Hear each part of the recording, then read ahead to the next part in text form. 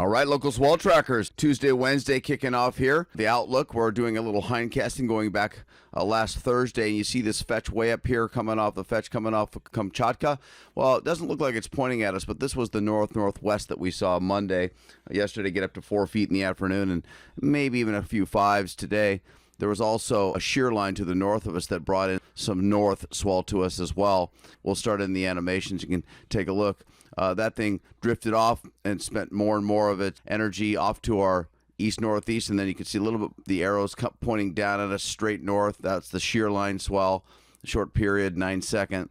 And then we see the next swell for Wednesday, and that one, the fetch here is pointing at us with a better direction, and that's in the Kurile Islands. This one will be about 14 seconds. It does track up into the Bering Sea above the Aleutians, the center, and this one should be pumping us up 3 to 4, probably be 5 feet at the top zones for Wednesday. And the buoys were popping today, well, midday Tuesday, and should hold at 14 seconds average for tomorrow. And again, 3 to 4 plus we can give it, and it spins out for quite a while. Well, that'll be long lasting. And then we have the strongest system. You can see here some 55 knot winds in there.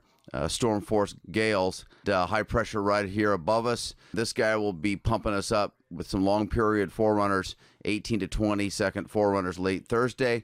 And Friday we should be looking at, and then Friday we're looking at the swell to be peaking towards midday into the evening. It won't be at its peak Friday, but this guy will be producing longer periods, and it will also be bringing us up to 5 to 7 feet, or 2.5 times overhead body scale. And so that's three swells in a row here. Pretty good.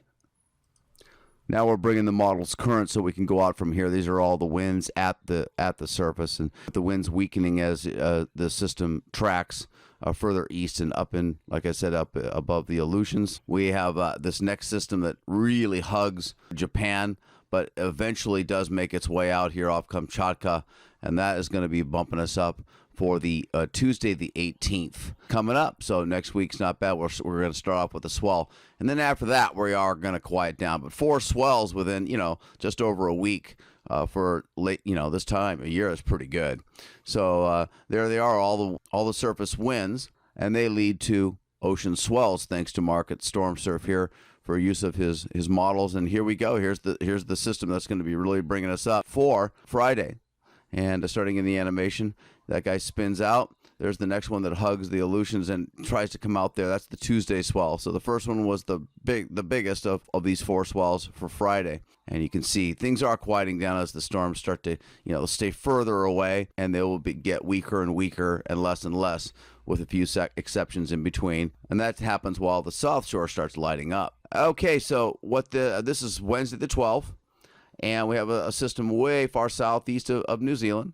It's got an okay track. It'll send really good waves to Tahiti and off to the Americas, really, really fun ones. But for us, hey, we'll take swell dispersion, like a pebble in a pond. The waves, they spread out. Surf is kind of disorganized, in disarray, here in the center. But as they move out from the storm center, they do organize. This one is expected to bring 18-second forerunners Wednesday the 19th, getting up to just maybe a hair less than the last swell because of the track was not as good as the preceding storm, although this one was pretty much as powerful. Again, the track of it, we like them to actually head northeast. Look at that guy. Boy, if that system was off east coast of New Zealand, we'd be cranking. So anyway, that'll be a good swell. Should be solid 3 feet by Thursday the 20th. You want to mark your calendars there. That's when your state taxes are due. All right, the surface charts are showing the high pressure here moving off up to the north. There is some trophy area to the north of Kauai.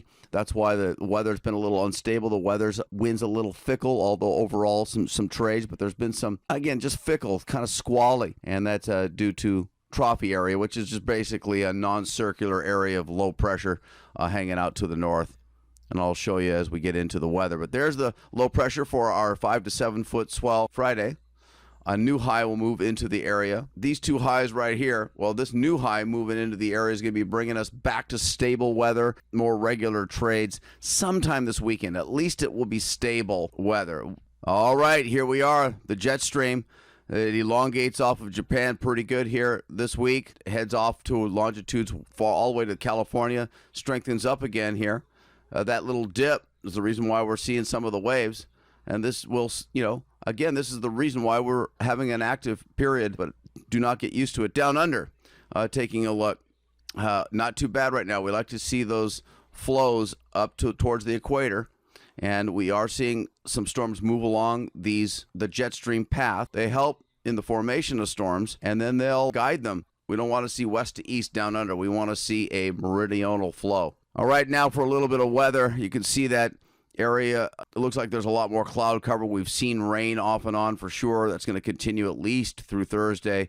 Start to improve Friday, and by Saturday, the pattern should be out of here. You can see a east flow to the lower level winds, and then the upper level, the cirrus cloud wisp, and especially up here, there's a few thunderstorms potential, and that will continue for us, mostly windward and Mauka showers, but it will spill. Some of it could spill over the next few days. The upper regions are really, the water vapor loops really show how much of it is in the entire region, especially off to the northwest of Kauai. The brown areas will be hovering over the islands here for the weekend, and that denotes drier, sinking, stable air mass. Drilling down a little bit more, you can see what I was just talking about. Take a look at some of these forming off the northwest of Kauai. We're looking at highs to be about 80. Feels, man, it is hot and muggy during these days, and then the lows about 70. And we'll drill down a little bit further. You can see the clouds, man. They're not just confined to the windward side. We do have a small craft advisory for the Alenuihaha channel between the Big Island of Maui and the Pailolo channel here, but most of the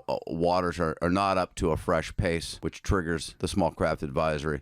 And the Maui and the Big Island often in the channel waters see this. And the base reflectivity loops showing you the rain. We got quite a bit. Here we are down here, finishing up with the Windy TV. Everybody's using these nowadays. Down here about 20 north. There's the guy for Friday.